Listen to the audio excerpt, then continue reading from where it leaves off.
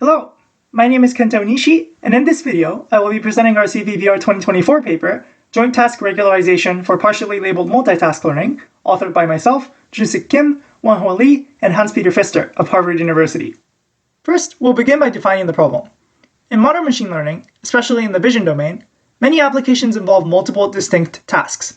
For example, autonomous driving systems such as Tesla's autopilot combine multiple 2D and 3D recognition tasks to model the environment.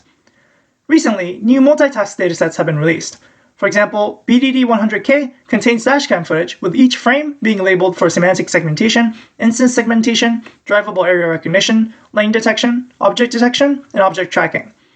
Now, multitask learning aims to train a single model which can perform all of these tasks jointly, and doing so has efficiency and performance benefits. In practice, though, training multitask models can indeed be a challenge. This is because MTL setups typically require each input to be labeled for all tasks. Collecting such exhaustively labeled data can be prohibitively impractical or expensive for many domains. To get around this, some recent works have proposed to use partially labeled multitask data instead, where each input might only be labeled for a subset of tasks. However, achieving good multitask learning with partially labeled data is also difficult.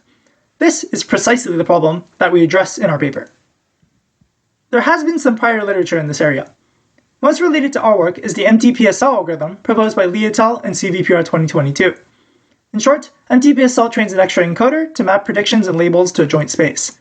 Then, for every combination of task predictions and task labels, the MTPSL loss tries to minimize the distance of the embeddings in each pair. MTPSL is a good first step in learning and leveraging relationships among tasks, but it has some limitations due to the pairwise nature. Two of the most notable drawbacks are that 1. MTPSL only takes advantage of correlations which may arise from relationships among two tasks, and it misses out on additional information which might be available when considering more than two tasks. And 2. Pairwise computations make MTPSL scale quadratically with respect to the number of tasks. Given these issues, we aim to construct an alternative approach which does not rely on task pairwise operations to hopefully improve both performance and scalability at the same time. Our method, which we call Joint-Task Regularization, satisfies both of these goals. We will now walk through JTR step by step. Step number 1. First, we feed the input image into the shared backbone encoder and the task-specific decoders to get the predictions for each task. Then, we construct two tensors. One is called y-hat, which contains the predictions for all tasks corresponding to the input image concatenated along the channel dimension. The other is called y, which is similar to y-hat, except we use labels rather than predictions if they are available. If no label is available for a task, we use the corresponding prediction as a substitute. Step number 2. Now that we have y-hat and y, we take inspiration from the MTPSL method by passing each tensor through an auxiliary learned encoder. This yields reduced dimensionality representations of y-hat and y in what we call the joint task space. Step number 3. Once we have these low-dimensional encodings of y-hat and y, we can add a loss term to minimize the distance between these embeddings. This portion of the method is similar to how MTPSL tries to minimize the distance in the joint pairwise space. However, JTR's measure of distance in the joint task space accounts for all tasks at once, rather than just for a specific task pair.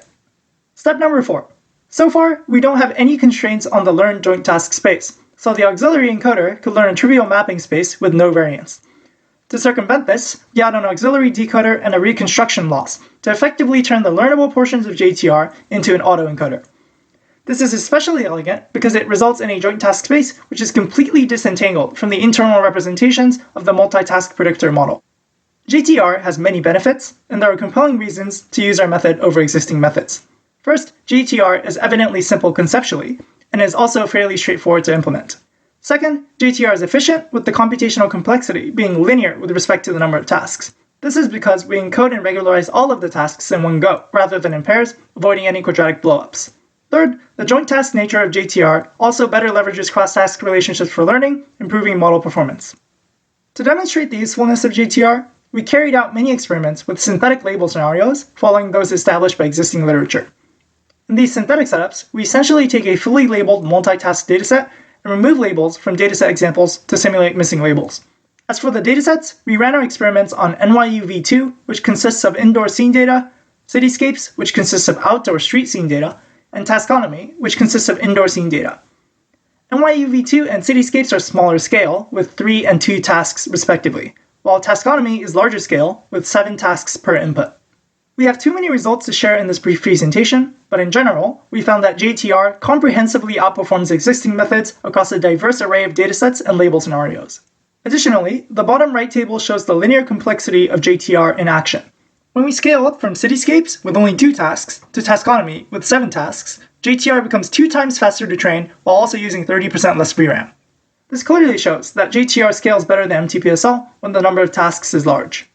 In summary, our experimental results conclusively demonstrate that JTR is highly effective and efficient for multitask learning with partially labeled data. This was a brief overview of our CVPR 2024 paper, Joint-Task Regularization for partially labeled multitask learning. For those who will be present at the conference, we would be delighted to see you at our in-person poster session. We thank all affiliates of the Harvard Visual Computing Group for their valuable contributions to this project. I would also personally like to thank Junsik, Wanhua, and Hans-Peter for allowing me to lead an independent project despite being an undergraduate student. As a final remark, please check out our project website as well. Thank you for watching!